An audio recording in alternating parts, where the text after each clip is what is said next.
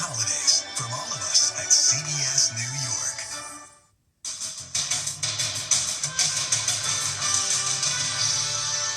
They know who it is. The Brown University person of interest and the shocking turn.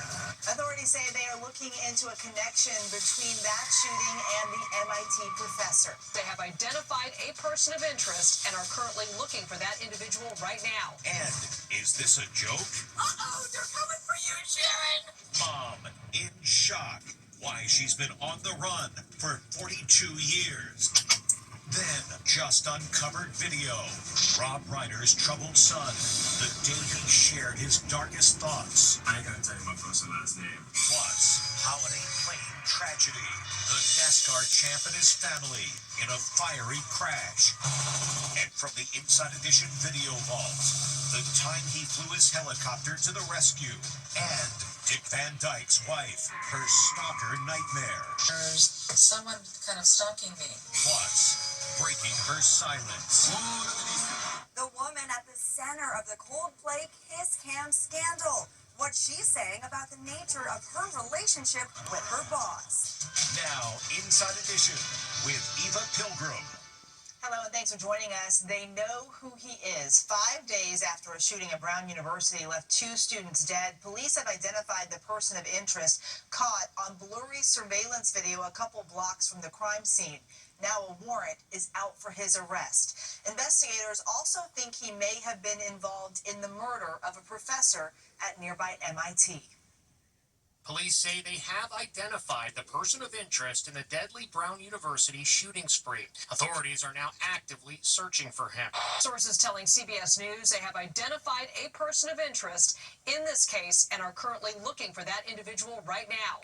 Sources tell Fox News that they now have identified their suspect and they have a warrant. The breakthrough comes 6 days after 2 students were shot dead and 9 others wounded on the Ivy League campus. Surveillance videos showed a short, stocky man in a black mask, hat, and dark clothing. Now authorities appear to know his identity. Investigators also see a possible link between the Brown University shooting and the cold-blooded murder of a renowned MIT nuclear physicist, Professor Nuno Loureiro, 2 days later. The professor was gunned down in the lobby of his apartment building in Brookline, Massachusetts, just 50 miles from the Brown campus. And authorities are looking for that person of interest and the car he rented, which has been linked to both the Brown and MIT shootings. This police body cam video is stunning, people, coast to coast. The woman being arrested is accused of abducting a 3-year-old girl more than 4 decades ago, moving to another state, changing her identity, and raising the child alone.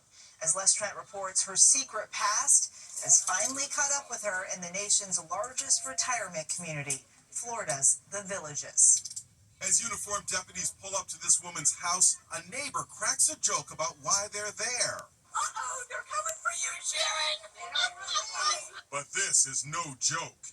Oh, we're here for you, ma'am. Definitely here for you. Why? You have a warrant for your arrest. It's a moment Sharon Neely feared was coming for 42 years. Her real name is not Sharon Neely. It's Deborah Newton, and she's been on the lam for her entire adult life. Police say she abducted her 3-year-old daughter, Michelle, in 1983. This is Michelle today. Did you see the video of your mom's arrest? That was heartbreaking. That's my mom. I don't think anybody wants to see their mom put in handcuffs, and I prefer not to have to watch it again. The search for little Michelle was a big news story back then. Flyers were mailed to 53 million homes, and the FBI listed her mother at number 8 on the agency's parental abductions most wanted list. As recently as last year, the National Center for Missing and Exploited Children created this age progression poster of how Michelle might look as an adult. For all these years, Michelle's family in Louisville, Kentucky never gave up hope that they would find Michelle. Every Christmas, they would put gifts under the tree for her. It was a tip to Crime Stoppers that finally led cops to the accused runaway mom after more than 40 years. Deborah Newton's arrest took place in The Villages, the famous Florida retirement community outside Orlando. I don't know what they're doing. She has remarried. Her husband, Reggie, is a retired cop and is said to be stunned to learn that his wife is an alleged FBI fugitive. What's going on, Sharon? I don't know anything. Her arrest led to an emotional reunion between Michelle and Joseph Newton, the father she had not seen since she was 3. Over the last few weeks, it just feels like everything has been flipped upside down. You have since discovered that your dad is out there. You have Yes. siblings. You met them. My dad and I have step-siblings, which, I've tons of cousins, aunts, and uncles. I have an amazing family. The suspected runaway mom has pleaded not guilty to felony custodial interference. He admitted to having sick thoughts. Disturbing new video actually shot by Rob Reiner's son Nick shows him smoking marijuana, pretending to use cocaine, and talking about heroin. As Jim Murray reports, the video even more chilling now that he's charged with murdering his parents. A newly unearthed video shows Rob and Michelle Reiner's son in a deep and disturbing crisis. Sometimes I just come out to gather my sick thoughts. The clip shows him walking around his lavish neighborhood and wandering the Brentwood estate where he allegedly killed his parents. Say and spell your first and last name for me. I ain't gonna tell you my first and last name. Most people know me as Diddy David. The clip is shot as a mockumentary as Reiner takes on an alter ego and raps this haunting line. Because I'm a snail and I'm never gonna fail.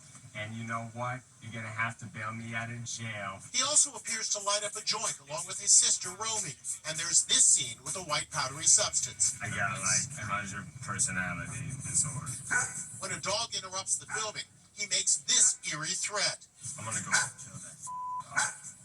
Meanwhile, Wall Street Journal reporter Benjamin Fritz has new details into Nick's bizarre behavior at Conan O'Brien's holiday party, just hours before the murders. Nick's demeanor was very odd. People were kind of baffled by him. He was going up to people, asking them, "What's your name? What's your last name? Are you famous?" Which is, very bizarre behavior, and it was. Some people thought he may have even come off the street. Was he specifically asked to leave? I believe he was asked to leave, but I believe that his parents left with him. Romy Reiner, who lives on the family's compound, made the horrific discovery of her parents' butchered bodies. Her home is next door to the family tennis court and across from her parents' main house. The Reiner fortune is estimated to be a whopping $200 million. Many are wondering, does accused killer Nick Reiner stand to inherit part of his parents' fortune? If he's found guilty, the short answer is a definite no. California, like most states, has a statute called the Slayer statute, which says that a person who has feloniously killed a person cannot benefit from that person's estate in any way. As for who's paying the bill for his high-powered defense attorney, Alan Jackson, who earns a hefty $2,000 an hour, can you tell us who retained you, sir? He's not saying. The Reiner family is planning a small invite-only funeral for Rob and Michelle. A larger public memorial will be held at a later date. Now, a devastating plane crash. A NASCAR legend and his entire family were on their way to a Christmas-themed race in Florida when their plane crashed, turning into a fireball. It's heart-stopping video of a private plane engulfed in flames as thick black smoke billows into the air. The devastating crash happened this morning at Statesville Regional Airport outside Charlotte. Here he is, Greg Biffle. Retired NASCAR champion Greg Biffle was on board with his wife, Christina, and 14-year-old daughter, Emma, and 5-year-old son, Ryder. The Cessna Citation II was owned by Biffle, who was an experienced pilot. The flight path shows the plane taking off at 10:06 a.m., but it quickly turned around. It crashed while attempting to land back at the airport just 14 minutes later at 10:20 a.m. This surveillance footage shows the plane skidding across the runway in a fiery blaze. A friend of the NASCAR star confirmed the entire Biffle family was on the doomed flight, saying, "We are devastated. I am so sorry to share this." The Biffle family was on their way to Bradenton, Florida for the annual Christmas Tree Drag Racing World Championship taking place this Saturday. We found this gentleman. Last year, we interviewed Biffle when he was piloting his own helicopter to ferry supplies to victims of Hurricane Helene in North Carolina. He spotted this stricken man who was using a mirror to signal for help. The look of relief on his face, because these guys are helping all of their neighbors. They don't have power, water or supplies. A hero and his family gone too soon. There was fog present, though it is not confirmed if it contributed to the crash. She made a bad decision. That's what the woman who was caught on camera getting cozy with her married CEO boss at a Coldplay concert is saying as she breaks her silence. Here's Allison Hall. The woman caught on camera canoodling with her boss at a Coldplay concert is finally breaking her silence. Either they're having an affair or they're just very shy. In an interview with the New York Times, HR executive Kristen Cabot acknowledges she made a bad decision when she danced and acted inappropriately. Oh, look at these people. Cabot covered her face as her boss, Andy Byron, the CEO of a tech company, ducked when they realized they were caught on the Jumbotron. Cabot tells the Times she received more than 50 death threats and endless insults. She was called a homewrecker and a slut. So the big question, were they actually having an affair? Kristen Cabot says her marriage was breaking down, and so was Andy Byron's. She says she developed, quote, a big happy crush on him. She invited him out with several of her friends to that Coldplay concert, and the rest is pop culture history. She looked up and saw herself on the kiss cam. I was so embarrassed and so horrified, she says. But she also says she was not in a sexual relationship with her boss. In fact, that night was the first and only time they kissed. All right, come on, you okay? The CEO resigned from his job and has not commented publicly. And just days after helping her husband, Dick Van Dyke, celebrate his 100th birthday, the legendary actor's wife says she's afraid to leave home because of a stalker. There's someone kind of stalking me. Wife of legendary actor Dick Van Dyke says she is being targeted by a stalker. I don't feel comfortable even going out. There's some guy, just, yeah. He's been hanging around all the Dick Van Dyke stuff. Arlene Silver claims the stalker has been following her for several months and that she recently confronted him outside her yoga class. Dude, you know what you're doing. Don't mess with me. I just did yoga, but I will